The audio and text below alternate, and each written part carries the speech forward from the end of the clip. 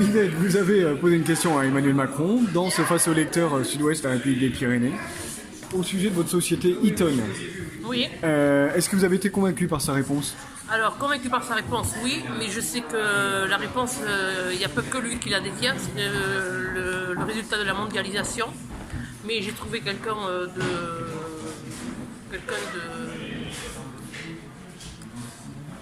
comment dirais-je, d'honnête, voilà, quelqu'un de très approchable, très bien. Vous avez eu des mots forts, hein. Vous avez parlé de patron voyou. Oui. Et vous sentez que lui aussi pense ça? Je pense qu'il le sait, mais qu'il n'a pas toutes les clés en main pour pouvoir bouger, pouvoir actionner le levier et arrêter ceci le scandale. L'exercice, comment vous l'avez trouvé? Bien, ça a été. Ouais. C'était pas trop difficile? Ça a été un peu difficile, puis après bon, on se met dans l'ambiance, puis c'est quelqu'un qui vous met à l'aise, donc on reste naturel. Voilà. Super, merci beaucoup. Alors Louis, vous avez participé au Face au lecteur Sud-Ouest de la République des Pyrénées. Vous avez posé une question à Emmanuel Macron sur l'agriculture. Est-ce que sa réponse vous a convaincu?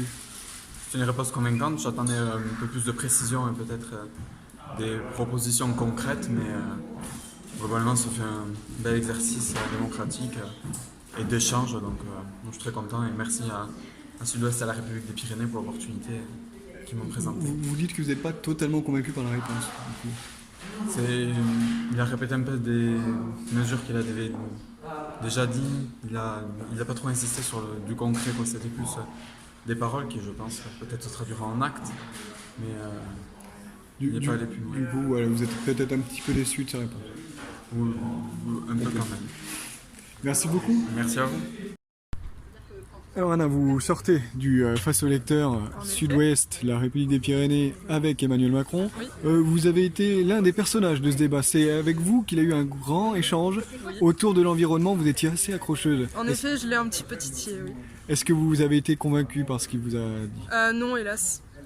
J'attendais vraiment des mesures concrètes. Après, est-ce que je suis déçue? Non, parce que je m'y attendais. Mais en effet, c'est pas du tout à la hauteur de l'enjeu climatique dont on fait face. Vous avez insisté sur la taxation, notamment des entreprises, des grandes entreprises pollueuses. Et là, sur ce point-là, vous trouvez que Là c'était pas clair? aussi, c'est clairement du greenwashing, hein. On peut le voir avec Total qui se fait passer pour une entreprise écolo. Donc voilà, ça, son serrage de main il n'y a pas si longtemps que ça à l'Elysée avec Jeff Bezos. Enfin bon, il aime bien le capitalisme. Et comment s'est passé l'exercice? Ça a été Alors ça a été stressant, mais une fois que je me suis réassise et que j'ai pu débattre avec lui, en effet ça a été un peu plus... j'étais plus rassurée, on va dire, et j'ai pu justement lui poser les questions et le rappeler, le remettre à l'ordre en fait. Très bien. Voilà. Merci beaucoup. Alors Guillaume, bonjour, vous étiez au Face au lecteur, vous étiez l'un des lecteurs face à Emmanuel Macron plus précisément. Vous lui avez posé une question sur l'égalité des chances en matière d'éducation notamment. Vous êtes de l'association du Béarn aux grandes écoles. Comment s'est passé l'échange et est-ce qu'il vous a convaincu sur sa réponse? Eh bien écoutez, l'échange s'est très bien passé. On a eu la chance d'avoir un candidat qui a écouté nos questions, qui a pris le temps d'y répondre. Et c'est globalement un point positif car on trouve que l'égalité des chances est la grande absente de cette campagne. Et quand je parle d'égalité des chances, je parle notamment d'égalité des chances territoriales. On en parle très peu alors que le constat est alarmant. Plusieurs études ont montré que les lycéens parisiens avaient 3 fois plus de chances d'entrer dans les grandes écoles que les lycéens béarnais, ou plutôt les lycéens de nos territoires en général. Et donc j'étais très content d'avoir pu en parler et j'espère que ce thème va s'imposer comme un thème de campagne.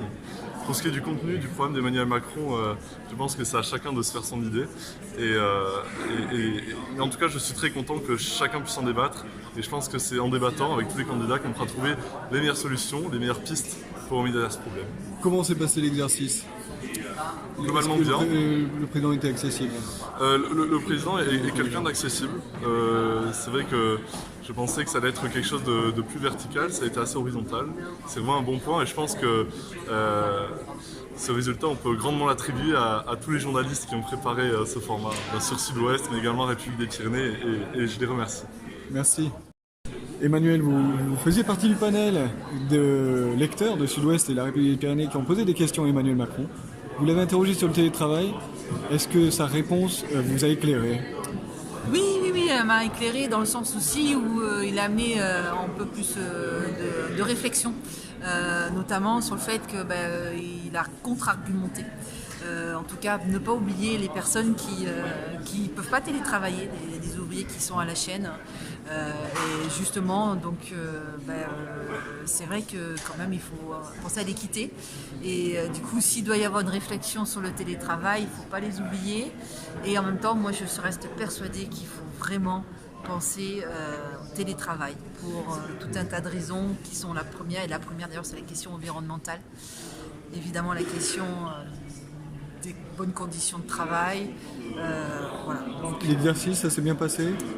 Ouais, très, très angoissant parce qu'au-delà du candidat, on parle quand même au président de la République, donc c'est pas simple. Mais sinon, ça s'est plutôt bien passé. Les journalistes qui nous ont accueillis, hyper sympas. Et puis lui, en fait, il met à l'aise. Très bien, merci beaucoup. Voilà. Michael, vous sortez du face au lecteur avec le président candidat. Vous lui avez posé une question sur le pouvoir d'achat. Est-ce qu'il a répondu à vos préoccupations? Alors, il n'a pas répondu totalement à mes préoccupations, mais en tout cas, ça a été un échange franc, très intéressant, comme il le fait toujours, je pense. Voilà, c'est pas du tout mes convictions, je pense aussi, mais malgré tout, voilà, il a assumé ses différences aussi, et lui a présenté son programme présidentiel qui est différent de ma vision personnelle. Mais voilà, ça a été un super échange, très intéressant en tout cas. Il vous a peut-être pas convaincu. Comment c'était l'exercice? L'exercice était super. Moi, j'étais plutôt assez détendu, mine de rien. Et parce qu'il nous met à l'aise aussi, je trouve. Voilà, donc j'ai apprécié. Merci beaucoup. Ah Vincent, vous sortez du face au lecteur avec Emmanuel Macron. Grâce à vous, on a compris comment il voulait arriver à 65 ans. Imagine. Exactement. Vous êtes satisfait de sa réponse? Satisfait de la réponse, on va dire, c'est sa réponse. On a l'impression qu'il va partir sur un autre modèle de réforme. Par contre, je ne suis pas sûr à 100% que le seul fait de sa réélection vaille soutien populaire et à voir effectivement si cette nouvelle réforme se passe mieux que la précédente ou engendre malheureusement des rejets, des manifestations. L'exercice, comment ça s'est passé? C'est plutôt pas mal, un petit peu tendu au début et puis bon, finalement il reste accessible, disponible, il a été à l'écoute. Donc, pour moi, bonne expérience. Merci beaucoup. Aurélie, vous sortez du face au lecteur avec le président candidat Emmanuel Macron. Alors, est-ce qu'il a répondu à votre question sur l'égalité homme-femme? Il a répondu. Après, c'est compliqué de mettre tout le contexte de la question et d'être très spécifique dans ce qu'on exprime parce que le temps est court. Ce qu'il m'a dit, je l'avais lu sur les sites internet, dans les rapports, des choses qui ont été faites déjà dans le quinquennat. En fait, ma question, elle est vraiment profonde sur comment on change ces inégalités dans le réel. Et donc, oui, il y a des choses qui sont faites, il y a encore des choses à faire. Voilà. J'ai entendu tout le bilan et je le partage. Et j'ai entendu tous les projets et j'espère que ce sera porteur de fruits, en fait. Voilà. L'exercice, c'était comment? L'exercice, moi, j'ai trouvé ça très fluide. C'est quelqu'un d'accessible et comme on est en confiance parce qu'on est tous citoyens et donc on a tous notre voix, enfin on a été mis en confiance par l'équipe, donc pas de soucis. Merci beaucoup. Inès, vous sortez du face au lecteur, Sud-Ouest, la République des Pyrénées, avec le président candidat Emmanuel Macron. Vous lui avez posé une question autour de la diversité. Est-ce que vous avez eu la réponse que vous vouliez? Alors la réponse que je veux, je ne sais pas, mais du moins un assez bon résumé, puisqu'il a résumé les mesures qu'il a pu mettre en place tout au long de son mandat. Et également, il a mis en avant son point de vue, enfin les mesures qu'il comptait prendre, du moins s'il était réélu. Du coup, c'était une réponse qui était assez argumentée et qui m'allait assez bien. L'exercice en lui-même, ça vous a paru difficile? Au début, franchement, j'étais un peu stressée puisque c'est pas un exercice qu'on fait au quotidien de s'adresser au président et à un des candidats pour les élections présidentielles. Mais j'ai trouvé qu'il était très avenant avec nous et qu'il nous mettait à l'aise. Du coup, j'ai trouvé l'exercice très intéressant. Merci beaucoup. Jérôme Berger, vous faisiez partie du panel. C'est ça. Alors vous avez posé une question à Emmanuel Macron autour des... de la personne âgée. C'est ça, exactement. Et de l'autonomie. Est-ce que vous estimez que le président candidat vous a répondu? Oui, je pense.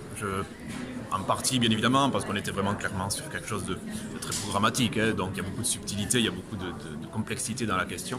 Mais globalement, c'est quand même quelque chose, on a senti quand même dans l'échange qu'il y a quelque chose de bienveillant, d'assez courtois. D'ailleurs, c'était assez général hein, sur l'ensemble du panel. Je trouvais quand même une représentation de la jeunesse aussi très intéressante. D'un point de vue personnel, oui, certes, il y avait simplement des mesures annoncées, c'est le jeu aussi, donc c'est un programme. Hein, mais avec quand même le sentiment d'avoir écouté, c'est ce qui était déjà le plus important pour moi. Ensuite, on verra dans la réalité de ce qui se passera. Mais les premiers éléments de réponse sont plutôt intéressants de mon point de vue. Okay. L'exercice, comment ça s'est passé? L'exercice bien, un excellent exercice démocratique. Je remercie d'ailleurs la République, le Sud-Ouest de l'avoir organisé parce que c'était vraiment bien, vraiment, avec un panel qui était très représentatif. L'exercice, bien évidemment, n'est pas habituel, donc il y a toujours une part de trac, mais finalement ça s'est très bien passé, extrêmement bien encadré, donc bien briefé, vraiment une belle expérience. Merci. Alors Elisabeth, vous sortez du face aux lecteurs Sud-Ouest à la République des Pyrénées avec Emmanuel Macron, vous avez posé une question autour des Gilets jaunes et de sa responsabilité. Est-ce que vous estimez qu'il vous a clairement répondu? Oui, alors il n'a pas effectivement dit je suis entièrement responsable de la crise des Gilets jaunes, mais il a reconnu plusieurs fois qu'il avait fait des mea culpa, qu'il était en partie responsable puisqu'il était président. Et j'ai bien aimé son discours sur le fait qu'on ne pouvait pas promettre des choses heureuses si on mentait sur le constat. Qu'est-ce que ça fait de poser des questions à Emmanuel Macron? Comment vous avez trouvé ce moment? J'ai trouvé ça très intense. Je crois que les 12 témoins étaient un peu tremblotants, mais c'était intense, oui, c'était passionnant. Merci.